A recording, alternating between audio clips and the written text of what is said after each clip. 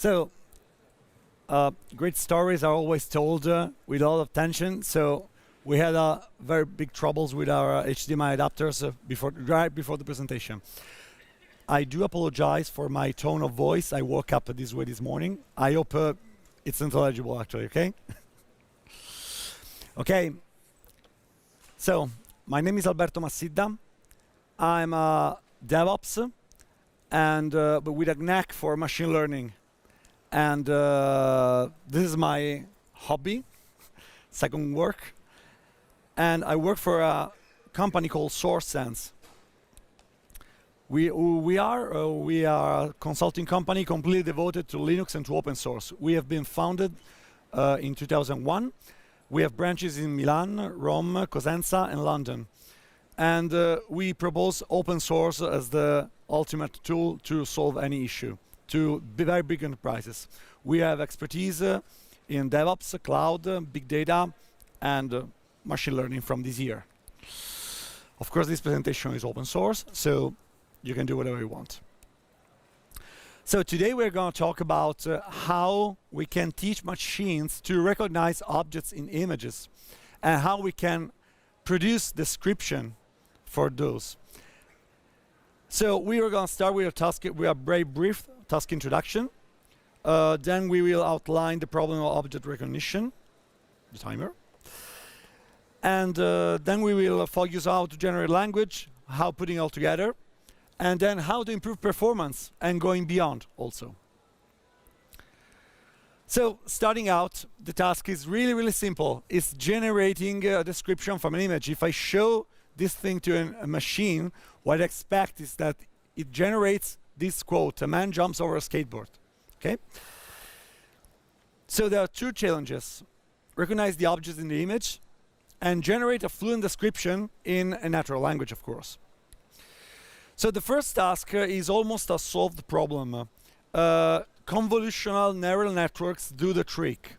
It is a very peculiar architecture which is specialized in finding topological features in the image that don't change and is able to recognize the relationship between these features and that's how you can actually distinguish a bottle of water from a unicorn.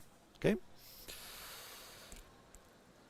It's highly resistant to noise and to spatial transformation, so I can move, rotate. It can be not very much lighted, but it goes.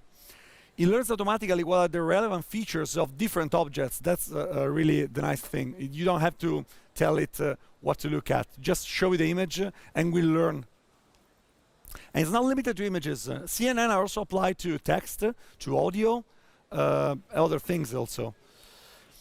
So just to understand, this is an 8.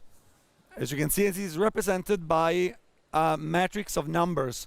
So this is where we start. We care about how the computer perceives the image. So it can be represented a matrix of integers, and 0 is for blank, no information at all. And 1 to 255 for grayscales. Okay?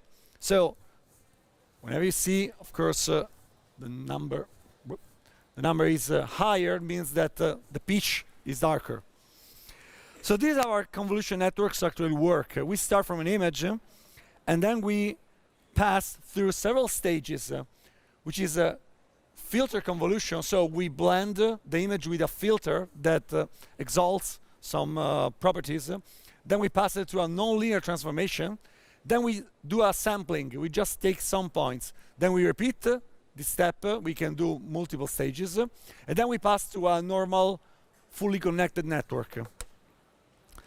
So just to understand what is a convolution. The convolution is the idea that if we slide a signal over another signal, we can find the sum of the signals. And the sum may be of interest to us. So if we slide, given the fact that we know that an image is an array of integers, if we slide a matrix like this one that we call the brushing filter, so over and over to all the image with our input matrix, we obtain a new image. So for example, this matrix is a well-known matrix that does edge detection. If we multiply this matrix, of course this is a 3 per 3, so we have to do like this. we obtain the edges of the image. There are other well-known matrices. We know, for example, smoothing or sharpening or invert colors and so on. So if each time we do this, we produce a new image we call a channel. For example, a common image, colorful image, has 3 channels, red, green, and blue. Channels all different perspective about what we are seeing in this image, and these are perspectives that actually help their network understanding what it's doing. Okay, if I take an object and I rotate it, I'm looking at it of different perspectives in order to gain more information that I will look at in a bidimensional image. So what we do, we start with random filters. So the matrix, our brushing filter, has a random numbers. And we train our network, and that is the part which is learning. So these numbers actually change and converge towards the filters that actually extract channels that we do understand. For example, these are true filters. These are a matrix of numbers. Here we are high numbers, negative numbers for white, and no information. And this is another one, okay? So these are always numbers. If we slide it, produce 2 different results. These are 2 channels of the same image. And even if the image has been really hashed out, we can really still understand there are shapes, there are relationships between objects. If we keep doing it, we produce multiple channels, then we can pass through that ReLU thing that you saw earlier on, this one. These are non-linear transformation because was nobody hearing what I was saying? Okay. So actually, here we got 2 channels. So it's a mapping one-to-one with this image. Then we apply a non-linear transformation, which actually takes away some information. So if we know that the black dots are negative numbers and white are positive values, we pass through this one that takes away all the negative numbers. And we obtain another image which is poor of information, but still keeps the relationship with its shapes. These are compressed version. You can just see it as a compressed version that just disregarded what it was not interested to and just left what was interesting. Then what we do, we don't sample the image, we divide the matrix, and for example, given 2 times 2 submatrix, we just take the highest number, for example, 6. For this one will be 8, for this one will be 3 because it's the highest, and for this one will be 4. This is a max pooling. I am just subsampling the image. We can also do other fancy things like sum pooling. So this is the sum of all these. This is the sum, and this is the sum. The outcome is that when we have this compressed version and we do this pooling, we obtain 2 more hashed images. This is a total mess, but here you can still see it retains the same, these are the skyscrapers, this is the sky, this is a cloud, you can still see it. For the machine, this is actually still extracting what it holds true whenever you apply violent transformation to your input image, what still holds true. After a couple of rinse and repeats, we may have, for example, 128 different channels of different parts of the images in a 14 times 14 pixel matrix. If we concatenate this in a linear array and we feed it to a normal feed-forward network, what we end up will be the neurons with the classes of objects. So, for example, I'm telling my CNN, I have 10 numbers from 0 to 9. I show you handwritten stuff. And the last layer of my fully connected network will have 9 cells because this is the number of the classes, okay? The most advanced networks on the planet have 20,000 output classes. So whenever you are finished with the network, the neuron that will be blinking brightest, it will be the one which is the network supposes the right class. So I'm now giving you a very little demo. I'm sure you all know this kind of example. This is a JavaScript application. So you can see this is my matrix as pixels. These are 6 channels. that have extracted different ways of representing my image. These were random filters that have already been trained. So these are already trained network. Now we are predicting. And you can see that I reduce the size of my matrix here. Then I did the other random filtering, and now I multiply the other channels. I subsample anymore. As you can see here, it doesn't even look like a 2 anymore. But then you see that this is taken here, and then we got this fully connected network. And here, I don't know if you can see it, if it's really, really small, but the pixel which is lit in the last layer is 2. First guess, 2. The network actually understood what we were doing. If I do 6, it guesses this. But if I do this one, it changes dynamically to 8, because it just extracted the idea that the 8 is a shape with 2 holes and these big donuts, and then it actually learned. Here the pixels are either brighter because it's not really sure if it's 0, but you get the idea.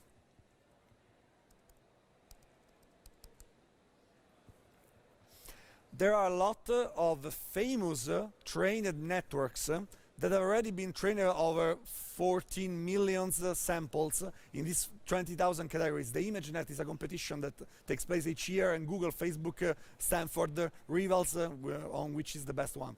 And you can download the model with one, and you can put it in-house. So you already have a network, for example, with an error rate of 3% over 20,000 categories. 3% error rate is far superior to the human. Humans make more mistakes. So this is really even more robust. Why not just using a simple network? Hey, we can just take all these pixels, a very, very long network, and just lead the categories. Well, this actually works. In a lot of tutorials of handwritten recognition, this is the first stage you actually do. But if I move or rotate the image, it loses badly, because it just learned to classify that fixed shape. It doesn't support the maintaining the invariant properties that if I still rotate the image, that filters will show me an image like this, but the relationship between pixels will stay constant actually. And CNN actually have a very huge win in this. So after we understood how we can generate objects, because if I can do this for handwritten, I can do this for shapes of a vase, for shapes of a person, shapes of a mobile phone, and so on. Now we have to care about how we generate language. Language generation is a serial task in this case. So we generate words one by one from left to right.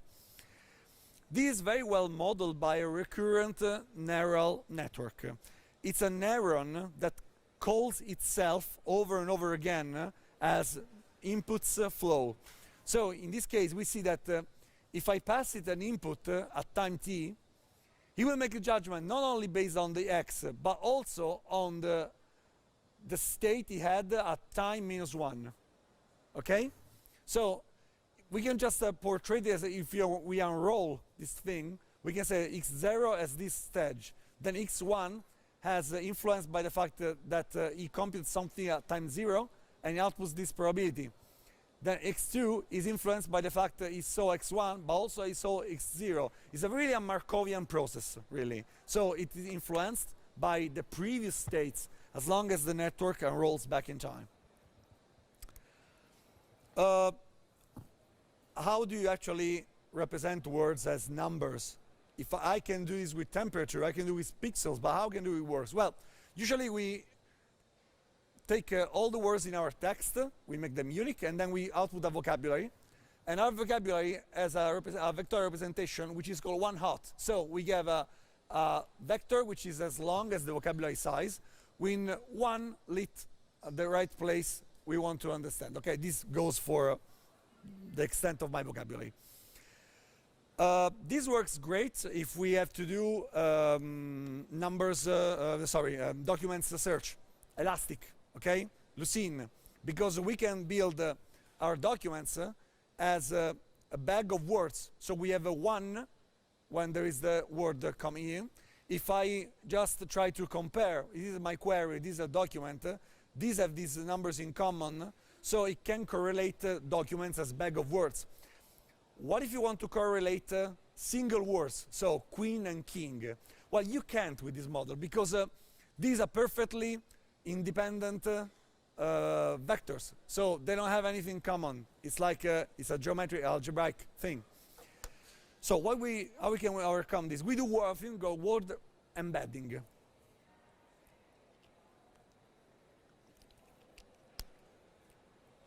So word embedding is the idea that I'm not interested in keeping a representation of a vector representation huge as my vocabulary. What I want to do is I use a short representation which takes into account everything about the context of that word.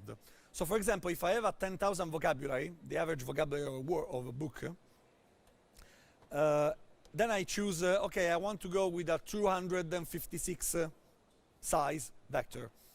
And then what I use is a very simple network that for the words fight, the representation of fight depends on the surrounding context of I, the king. So fight is close to concepts that co-occur with I, the king. Also, fight can be close to concept with the tyranny and so on.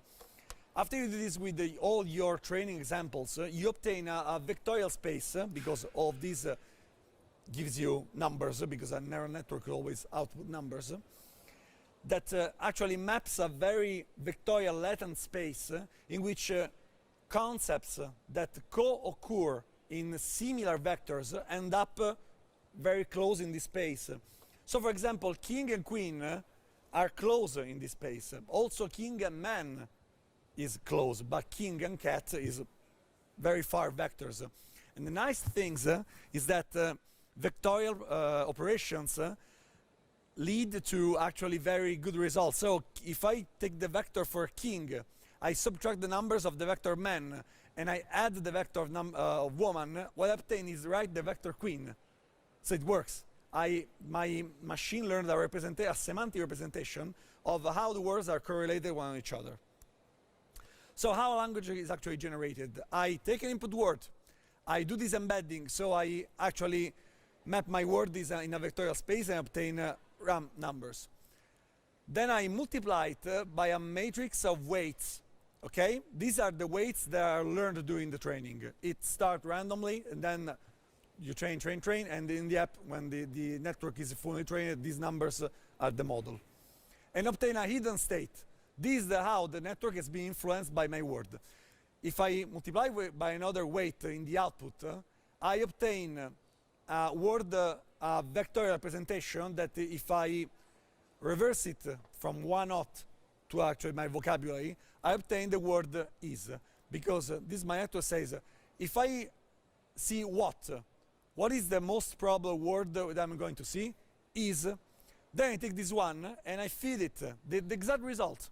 I feed and say, okay, what is the most probable word that I'm going to obtain, given the fact that the former one was what? The.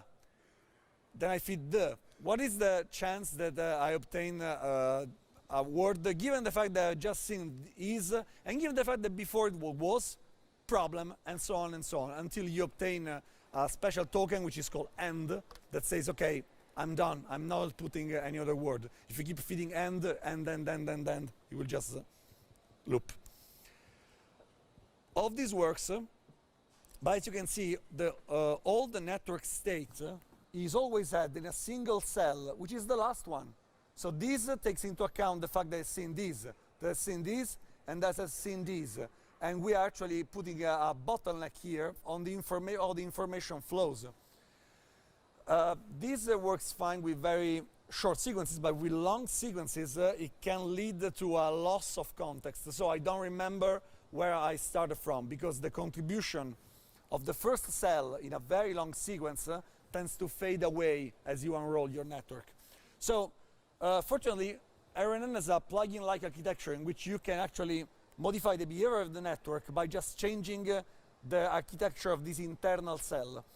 And we got three main architectures. The simple recursive network cell, which is the fastest but breaks over the long sequences. The standard vanilla one, don't use it. is really outdated. And then the LSTM, which I'm sure you have heard this word sooner or later, is lower because it has many contacts inside, but supports selectively for getting and keeping the data. It's the standard we use. So it has some more inputs here that tells it, okay, maybe I should retain, since the last character I've seen is a verb, maybe the next one will be a noun and I should select the noun. Or maybe since the last character I've seen is a dot, is a period, the sentence is over.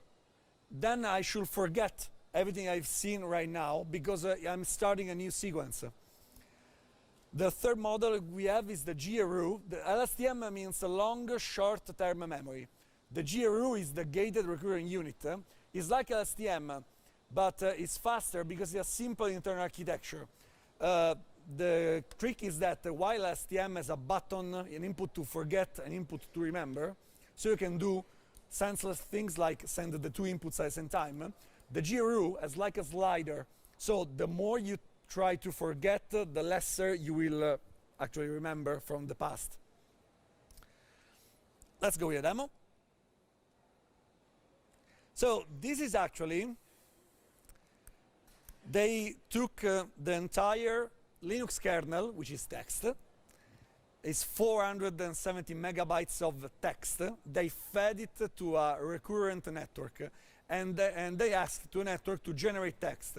So they just started with a beginning of sentence token, doesn't mean anything. Given the fact that you are the beginning of the sentence, generate a word, please. The most probable word was a comment, because all source code always starts with a comment.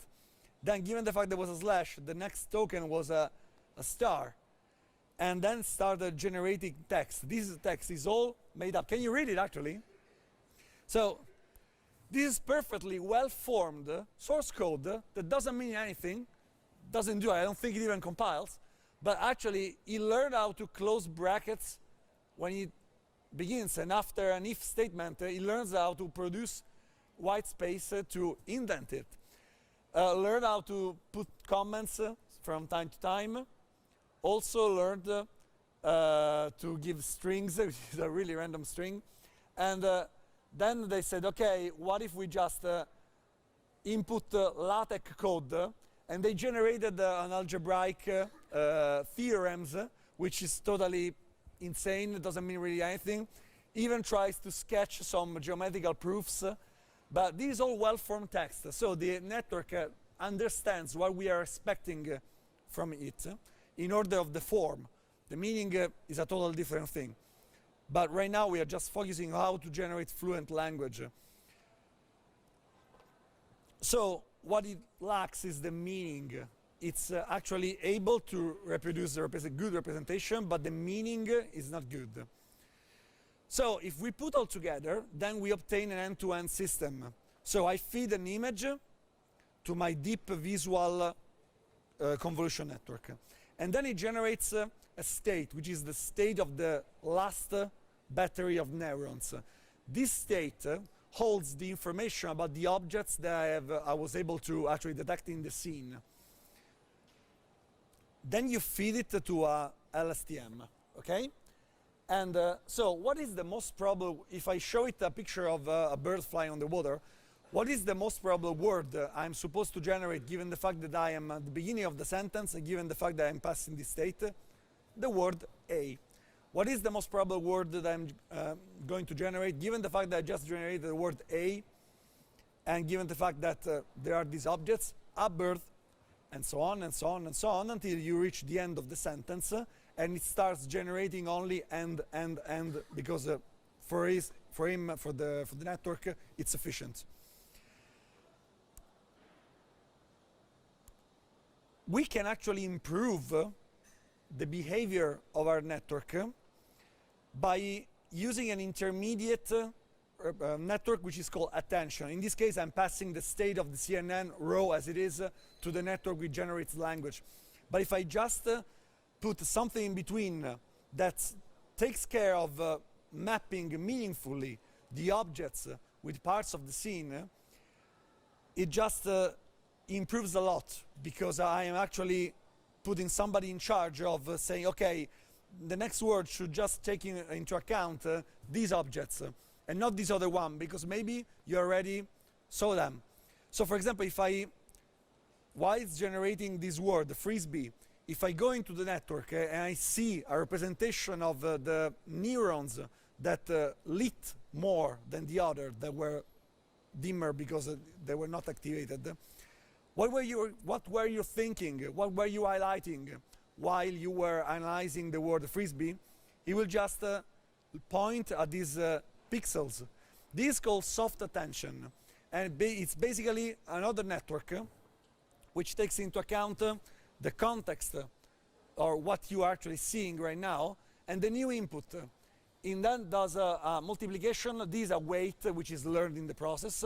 These two, and this is like ReLU, is another activation function that says it is enough or no, this doesn't contribute that much.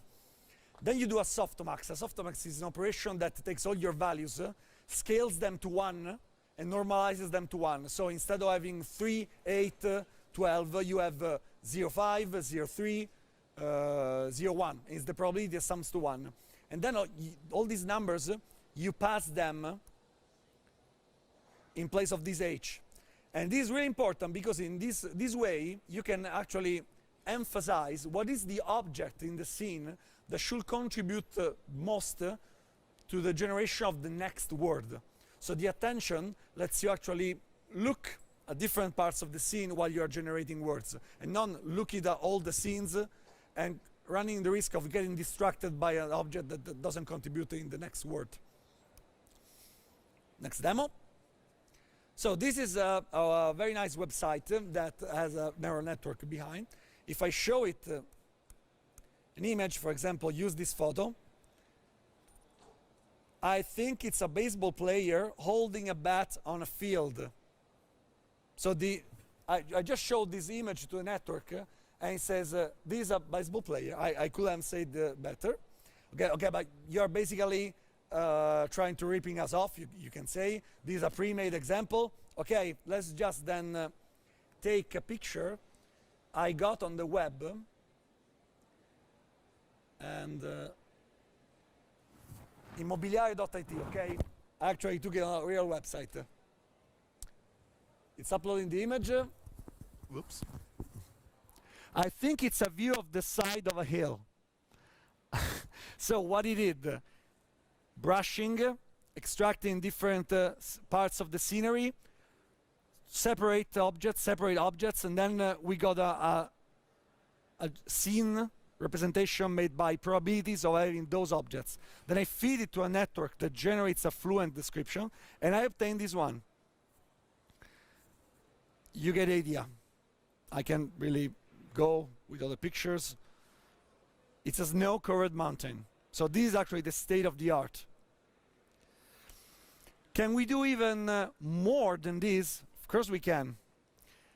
By inputting an image and a question, we can obtain an answer about what we are looking at.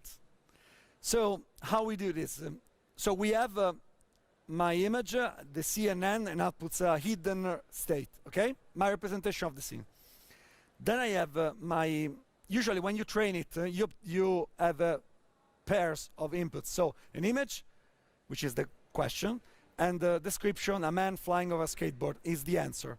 So you feed an image to a network, then it produces a sentence that doesn't make much sense. You say, no, you're wrong. I was expecting this string of text. It takes the text, calculates the schism, the difference between the skew, sorry, the difference between the output text and your label, and backpropagates the error, punishing the layers and the neurons that were actually to blame for the failure. You do again, and so on for millions of examples, and in the end, luckily enough, our network will have learned to outputting a meaningful representation given a picture. If now we input a picture, a question, and as a label an answer, we can train a network to actually answer questions. So my RNN analyzes how many wheels has the skate, produces another intermediate representation. We chain together this information, so we have two vectors of floats. one is the scene representation, one is the semantic representation of the words in this order. Then we feed it to a fully connected network, which is just a normal feed-forward network. And the output will be the most probable answer represent single words, actually. We cannot ask that much. Okay? Let me show you. So, this is an image of somebody playing tennis. What do you want to ask? What is the color of the sky? Is it okay?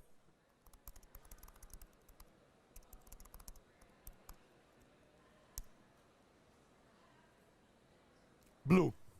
Well, that was impressive. Another one? You, what question you want to ask? The color of the field? Of the ball. Okay, it's very small. What is the color of the ball? Yellow. Some more complicated. Come on. How many players? Right. What do you think is the answer? One. Because I think he has merged this one. Okay. Very good, because he's only playing. Are there 2 or 3, because there's somebody else here that you haven't spotted? Now you understand what I mean, that these networks have a higher accuracy than people. 1, 2, and 3. And he was very undecided in the confidence. If it was 2 of these, or should I also take in consideration? What is the player holding in hand? Tennis racket. So all these labels comes from this very big data set, which is called ImageNet. It has these 20,000 objects or actions that can be recognized, actually. I think you get the idea. So today we have learned how we can actually tie images, representation, to text, how we can then exploit this thing to tie image and text towards another text that it happens to be the answer of a question when it's tied to an image. We can do even more things, like, for example, playing with the attention, so stacking multiple attention levels, one on top of the other, to have, okay, this scene, I want to zoom on the zoom of the scene, for example. There are a lot of things that you can do, actually, but for now, also with Edio, but for now, let's just keep to image. Thank you.